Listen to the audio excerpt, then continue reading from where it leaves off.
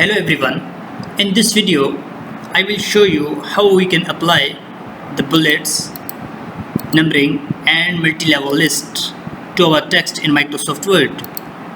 So first of all, I am taking some random paragraphs from the Microsoft Word. For that I will follow this process. I will put equal to RAND bracket. I need 8 paragraphs and 9 lines in one paragraph. Enter. You are saying that your paragraphs are inserted. Now Control A, select all the paragraphs and justify it. Now you can apply some bullets from here. There are different options. I am selecting this one. Now if you want to move these bullets, so you can move according to your choice. Now I can change its size. I am applying this. I am bolding it.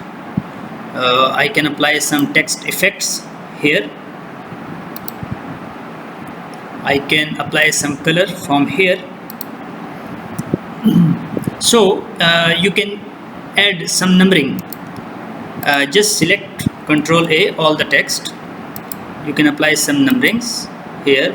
These are different options. I am taking this one. You can apply some multi-level list from here.